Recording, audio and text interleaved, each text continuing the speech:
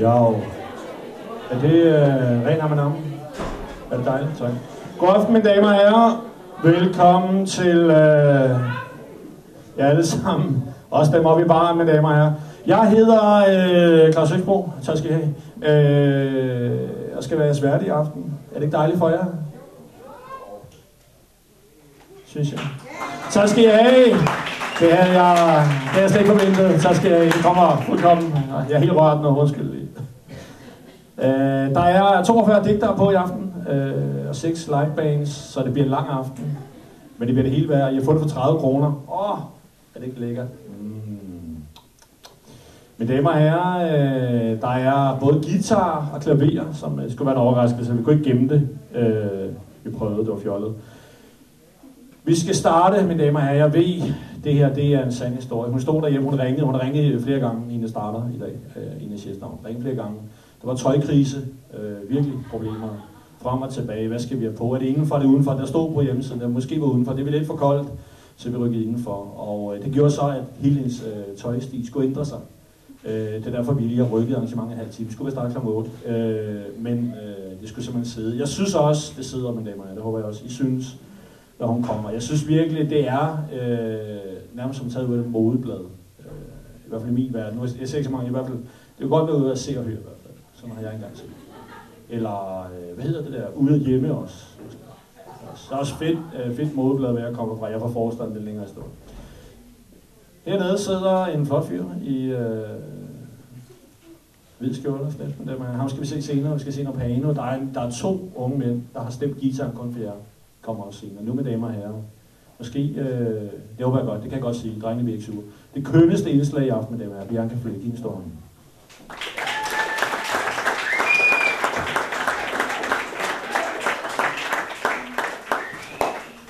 Det er meget sjovt, du nævner ude og hjemme, fordi det er onsdag, og så kommer ude og hjemme.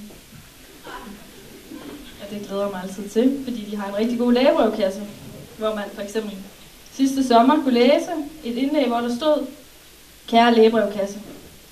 Min kæreste og jeg har været sammen i næsten 4,5 år og begyndt at snakke om, at vi gerne vil have et barn nu her om snart i den nærmeste fremtid.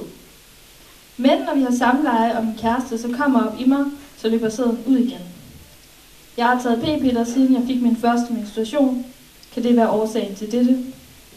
Med venlig hilsen, min fortvivlede. Til det blev der så svaret: Kære brevskriver, prøv med en prop. Prøv at tage pikken i den anden hånd, prøv på postordre, prøv at rykke for svaret. Prøv med en anden, prøv Helligånden, prøv at have efter med et fornuftsægteskab. Prøv en svingerklub, prøv en trekant med din lækreste veninde. Prøv anal, prøv med dyr, prøv at gå fra hinanden, prøv at sprænge gummiet, prøv at sprænge rammerne, prøv at overskride grænserne. Prøv igen, prøv at lade være, prøv med sikre perioder, prøv at gå i byen i provinsen, drikke tine stive. Prøv Arto, prøv stoffer, prøv hver dag, prøv skor det på. Prøv nu, prøv her, prøv det kun i en begrænset periode, prøv noget nyt, der er anderledes og lidt eksotisk. Prøv en charterferie og Grækenland. Prøv Medova, prøv en anden bogkasse. Prøv det, prøv os. Prøv det af, prøv med gratis prøver, prøv bagfra, prøv forfra, prøv igen, prøv det mindste at lade som om. Prøv med sex om dagen og om natten. Prøv med lyset tæt, prøv med ræb, prøv på spisebordet. Prøv med tun i vand, prøv med tun i olie. Prøv med Bjarne Stigsby, spis der går ved. Prøv at søge et nyt job og skifte stilling. Prøv med kopirum, prøv foran spejlet, prøv i skoven. Prøv uden for sengen, prøv i bilen, i toget, i flyet, prøv med vinger. Prøv med ridser og revner og buler, hjerter vi skjuler. Prøv det du ikke tør, prøv det han gerne vil. Prøv med god tid, prøv at være ligeglad. Prøv det offentlige, prøv at tale om det. Prøv at tale med nogen, prøv Karl Marx. Prøv at kaste et stjerneskud i en ønskebrønd. Prøv at for Guds skyld og for velfærdsstaten. Har I prøvet at fikse det med gaffa? Prøv med HV-spørgsmål, prøv på internettet, prøv at stoppe mig nu, prøv at frem, prøv lykken, prøv den nemme løsning, prøv udløsning, prøv forløsning.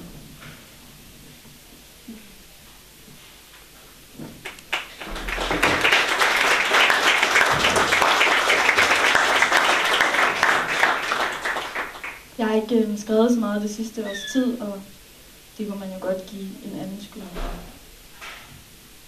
Af princip skriver jeg ikke digter om dig, men hvis jeg nu alligevel gjorde, så ville jeg skrive om, at jeg ikke længere har lyst til at skrive. Jeg vil skrive om, at det var mig, der skrev videre for kærligheden, da jeg opdagede, at du blev forelsket i hvert enkelt digt, fordi jeg håbede, at vi ville stable dem og blive forelsket i hele mig. Jeg vil skrive om, du aldrig skulle klippe dit hår, eller en hæl, eller en tog, eller vingerne, for den sags skyld, for min skyld. Jeg vil skrive om, hvordan jeg forestiller mig, at du en dag vil lægge en kort besked på min svare. I dag har været en god dag, Bianca. Måske vil jeg skrive om, hvad jeg ønskede mig, da jeg så deres stjerneskud fordoble sig i en rude. Jeg vil skrive om de huller, du brændte i himlen. Jeg vil skrive om, hvordan jeg forsvandt, når du rørte ved min fod.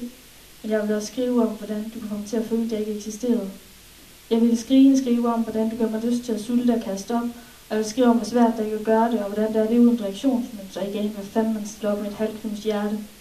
Jeg vil skrive om, at det mest var derfor, jeg græd, fordi jeg bliver sikkelinelille og bange for, hvad jeg gør ved mig selv. Jeg vil skrive om at få ros af min psykolog.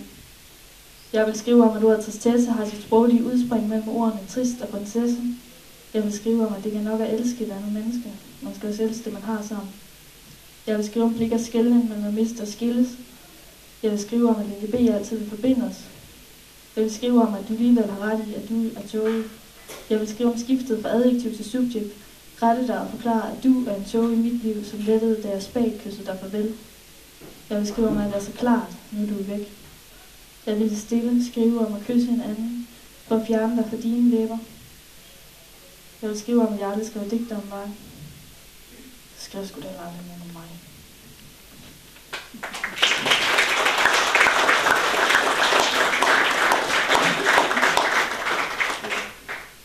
Jeg har en stedbror, som har 2 navnebrødre. Han hedder Johnny Hansen, ligesom Candice Johnny og Johnny fra Næsehuset mod Greve. Og så ligger man der og skal have sex for første gang. Og han kan selvfølgelig ikke få den op at stå. Han aser og maser, og så vokser der en tankeboble ud af hans hoved, hvor der står: fuck, jeg er ikke en rigtig mand, med bogstaver, der er større end hans pik. Og så ligger man der, og der kommer en taleboble ud af hendes mund. Hun sukker hugget. Det er helt okay, men indvendigt jubler hun. Hun ved nemlig godt, det er sværest at knække piger, der betyder noget. Og så ligger man der, og da det endelig lykkes, er det uden noget, og man tænker: fuck, er det præventivt nok, at der er gummi i rummet? Hvorfor kan man ikke få trådløse kondomer? Og så ligger man der, og det har egentlig været mere end okay, men man ved også godt, at nu er man nødt til at kalde sin førstefødte for nemesis.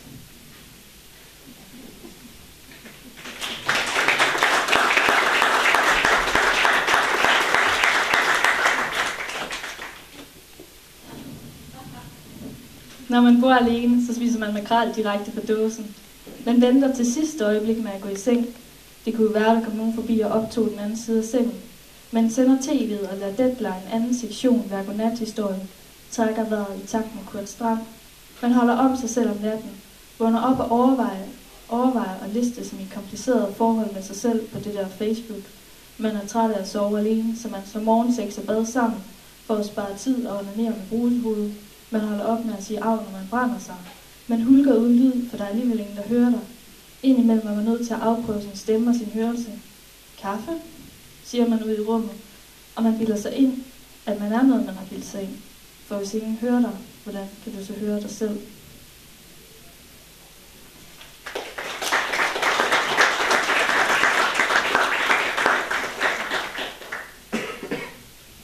Jeg har nogle venner, der her på det sidste har skrevet deres testamente, så det tænker jeg, det vil jeg også gøre.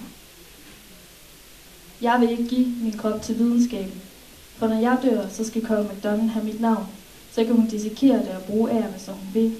Når jeg dør, så skal Silke Sand og Storm og Sigge lege med de historier, jeg aldrig fik fortalt. Når jeg dør, så skal Dia forske videre i, om det hedder en eller et bodega. Når jeg dør, så skal jeg let lægge sin hånd imellem mine lår. Når jeg dør, så går jeg direkte fra umoden til forrådelse. Når jeg dør, så skal Simon Emil Amnitsbøl have mit forhøjet testosteronniveau. Når jeg dør, så skal Omar fra Nørrebro gå med mit spanske tørklæde i Dragør.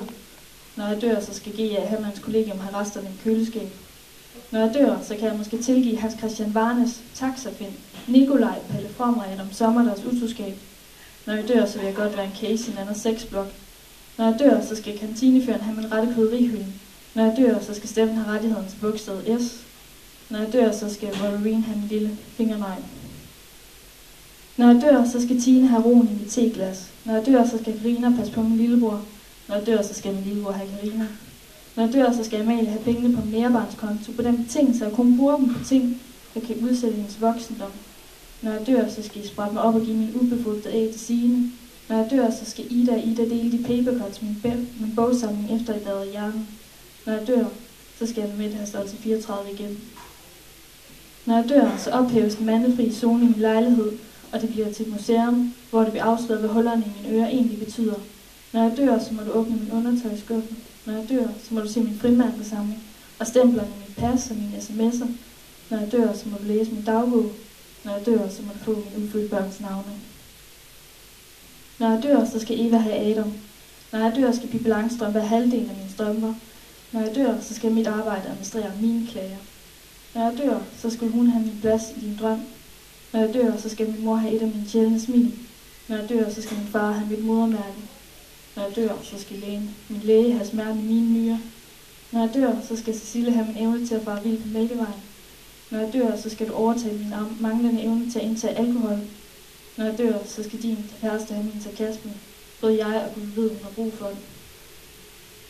Når jeg dør, så sker det, fordi min timeglasfigur render ud. Når jeg dør, så er jeg ikke længere en linje i din tekst, som ikke fungerer. Før jeg dør, så skal du vide, at jeg var en modellervoksdukke i dine hænder.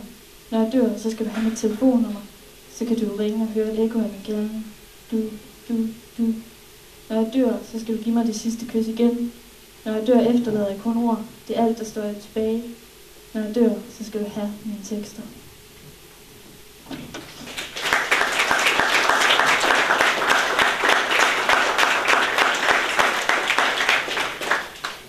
Han påstår, at han hygger sig med sin kaffe. Hun skriger, at ordentligt brygget kaffe per definition er uhyggelig. Sort som natten i et stisystem. Sort som sløvsind og afrende flagermusvinger. Sort som pupiller, man er kommet så tæt på, at de snurrer rundt. Han spørger bittert, men uinteresseret. Så Café Latte er et stisystem, man langsomt bevæger sig igennem en sommernat. Café Latte, svarer hun og hoster og afbryder sig selv. Café Latte er snefyldt vintermørke i et stisystem i Jylland, cirka den 19. januar 2000. Stadig oplyst af bordbombeeksplosioner. Café Latte er det mørke, man ikke kan være alene i. Han svarer ikke, men hans ord er kolde. Hun har talt sig varm. Iskaffe er følelsen af at træde for sharp ind i lokale opvarmet af elektriske radiatorer. Iskaffe er det, der ruller i skizofrene menneskers åre. Iskaffe smager lidt af den kaffe, der er tilbage i bunden af koset, når man lige er blevet forladt. Og så er det vel ikke helt så sødt.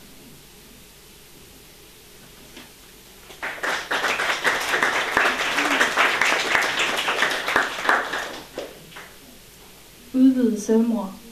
Det hedder det, når en selvmorder skal ved overgangen til sommertid slå sine børn ihjel, inden hun kaster sig selv i døden. Det hedder det også, hvis hun forsøger en anden dag. Det hedder faktisk det samme, hvis hun prøver flere gange, så det har ligesom ikke noget med tidspunktet at gøre.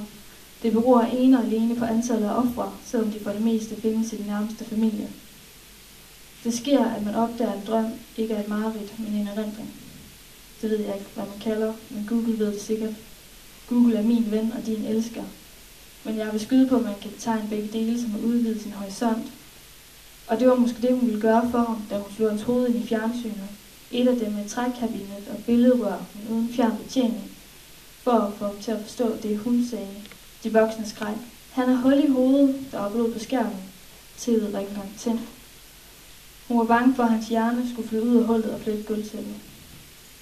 Hun er bange for, at hendes hjerte skal eksplodere, og for, at der skal gå hul i arret i hans hovedbund, da legetøjskøkkenet rammer gulvet og efterlader et hul i tæppet. Jeg tror faktisk, det på sigt bekymrer hende mere, at der er hul i tæppet, end at hendes søn har hul i hovedet. Hun kaster det, fordi barnet har smidt et glas utilgiveligt rød saft på gulvtæppet. Det spreder sig i fibrene, ligesom blod og frygt. Hun havde jo sagt, at jeg skulle passe på. Hun siger, at jeg besidder alle de egenskaber, hun havde hos min far. Hun har født det forkerte barn, for hun forstår ikke, hvorfra jeg har de der øjne. Hendes egne øjne ruller i hovedet, inden hun smækker døren og væser. Det er en skam, man ikke kan blive skilt fra sine børn. Det har altid undret mig, hun sagde det i flertal. Det var mig, der gjorde det. Det tager dage og år at se mig selv i øjnene igen. Det er mit mareridt, men det er også i hans erindring. Så vi har nok begge to været i rummet, da hun bed så hårdt sammen, at tænderne knækkede. Da hun smed tallerkenen i vasken, gryden mod væggen, da temperamentet bespejlede i knivseng, så stemmen flingede i luften. Vi er her ikke i morgen.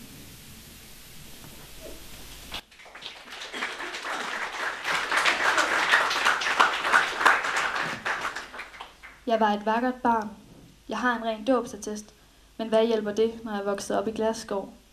Jeg lærte ikke at hvile på laurbærne, men derimod på abstraktioner og reduktioner. Nu bør jeg opbevares utilgængelig for børn og barnlige sjæle. Jeg er den kroniske ubetænksomhed. Vikler der om rundsaven på mine albuer, er bevæbnet med tænderne, begår mord med ord og kælker darlings med papercuts i hjernen. Jeg er datomærket, træner hele tiden til at gå hurtigere. Jeg går fra mig selv, for mig selv, går en tur i stå i 1000 stykker. Der er meget længere til august end til Afghanistan. Jeg brænder mit lys begge ender, men det får ikke tiden til at spæne hurtigere. Min halveringstid er udløbet. Jeg forfalder over detaljer, falder over en ridse i lakken, falder i stavelser. Imens du er væk, så går jeg ud med sproget. Jeg skriver, når jeg farer vild. Jeg sukkerknaller saltkrystaller. Jeg bøjer vores gnistigt neon. Dit navn som et spansk verbum. Jeg indrømmer, at jeg tænder på cølibat.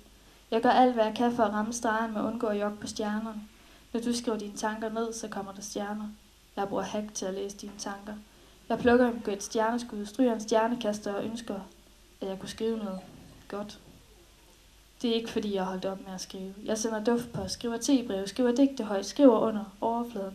Jeg trylleformulerer dig. Indimellem er jeg datamat og trækker op til tåreregn. Det værste er, når det ikke er mere fornuftigt at skrive. Hvis skriften stopper, så har vi aldrig været her. Jeg må ikke slettes. Mis. Dengang kunne jeg ikke længere sove, fordi jeg ikke vidste, hvad jeg drømte om. Jeg døde ikke. Væk. Men jeg var for nysgerrig til at dø, for opsat på at riste min egen runesten. Jeg havde tabt stenen i mit øje, der var blevet spillet isterning med mit hjerte. Jeg tænkte på, at jeg selv havde skruet så højt op for stilheden. Var det tage min egen medicin og slå øjnene op med vold? Det var ikke for mine blå øjnes skyld. Puste fjernsynet ud, men kan stadigvæk ikke sove.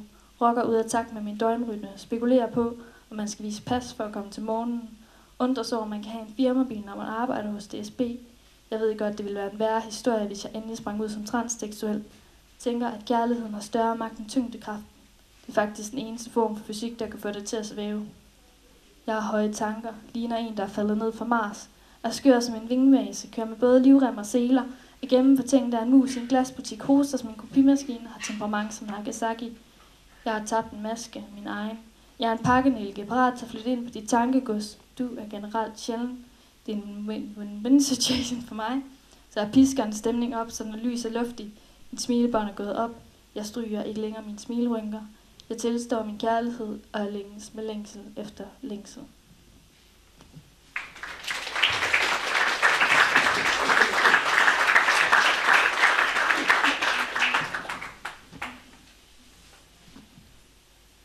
Det asiatiske adoptivbarn, der køber sushi i Føtex med genkendelig glæde i øjnene. Det er at tage frækt undertøj på til begravelsen af, man aldrig tændte andet end af på. Det underlige er, at jeg tænkte på Keith, dengang jeg skrev den sætning. Det var, at jeg drømte om dine arme, da du endelig holdt om mig i nat. Det er, når man forsøger at tage på, spiser bacon og æg og fløde og avocado til morgenmad, og alt det påtagende splatter ud af ens spore om aftenen. Det er, at du har fundet din døde kæreste stjerne på himlen, og ikke kan få mig selv til at fortælle, at det er en satellit, så jeg bilder mig ind, at du har ret, og stiger ind i tv'et, der pludselig viser boksning på alle kanaler. At ordet på paradoks på latin betyder gennemført paradoksalt. Det er, når kirurgen skærer ind til benet i næsen. Det er, når man ikke ved, om det er solen eller en selv, der står for sent op.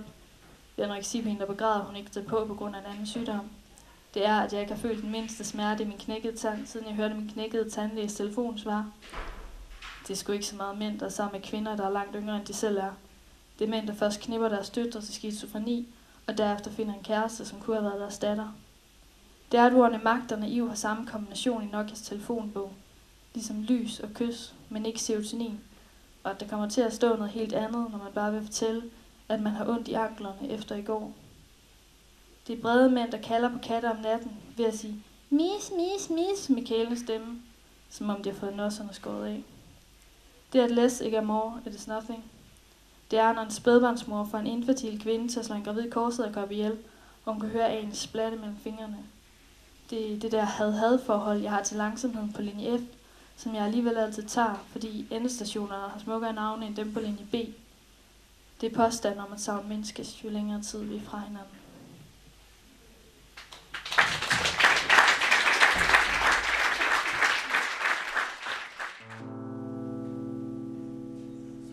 Det første nummer hedder Mayday. Okay.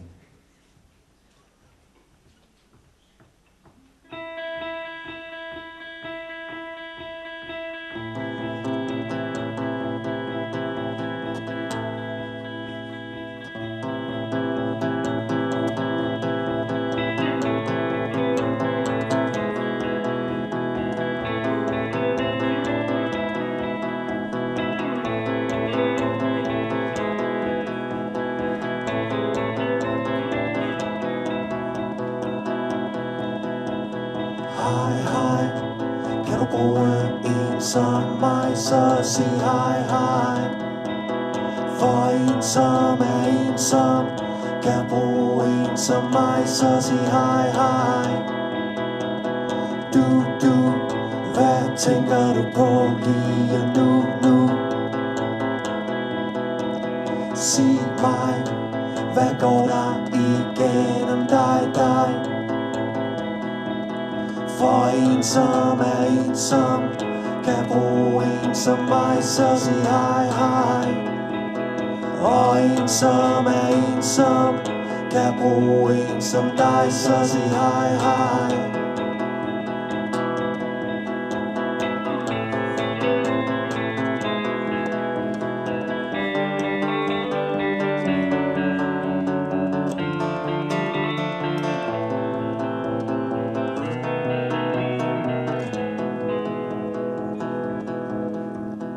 Mayday, jeg kan høre din sjæl kalder Mayday. Men det er okay, bare sig det til mig, det er okay.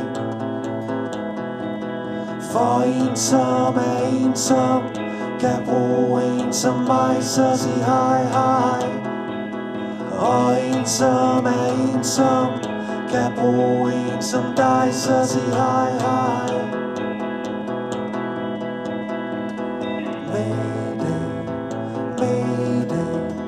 Hør din sjæl kalder Mayday. Det er okay. Sig det til mig, det er okay. Mayday. Jeg kan høre din sjæl kalder Mayday. Det er okay. Sig det til mig, det er okay.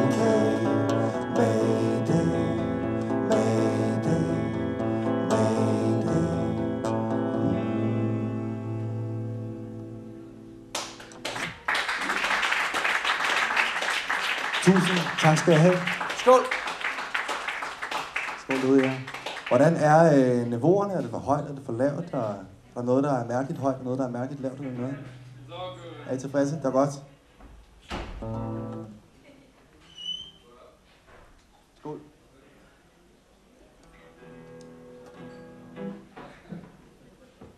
Det næste nummer, det hedder Jeg skriver en liste, og handler egentlig om at begå et mord, men måske mere om at miste.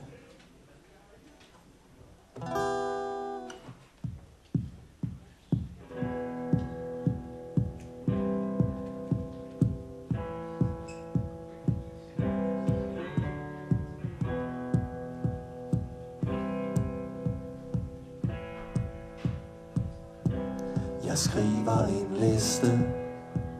en liste over ting, der skal brænde. Min hånd ryster ikke,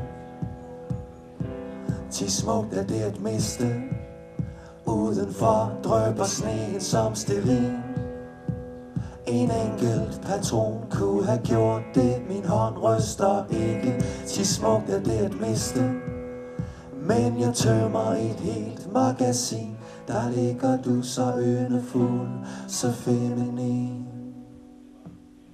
Hvert et ord du skrev skal brænde. Asken af dit brev skal strande på en ukendt bred. I mit hjertes jungle et sted.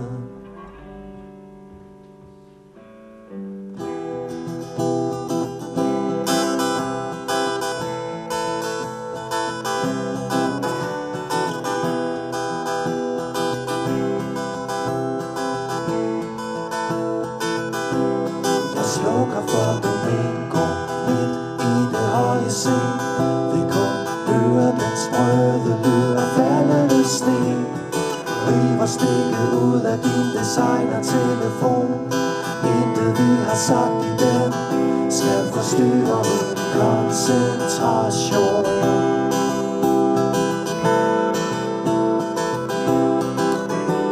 Min hånd ryster ikke i den midnatsblå. Den holder et skår fra det glas, der blev knust, da du faldt.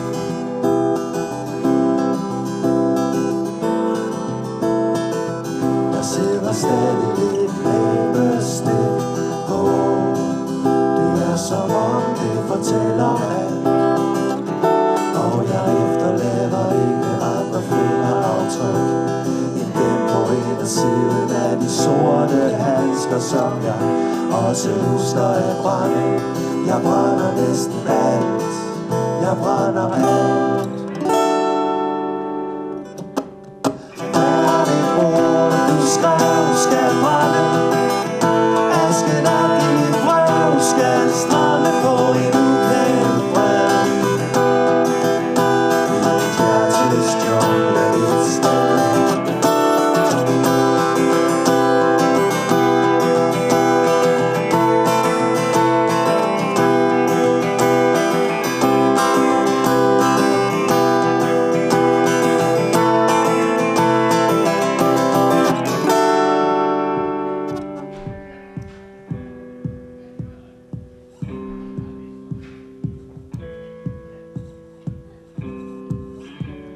Min hånd ryster ikke ved morgengry. Den lukker en dør, åbner en ny. Fjerner de sidste blodspor i entré. Vort eneste bånd er mine fodspor i sne.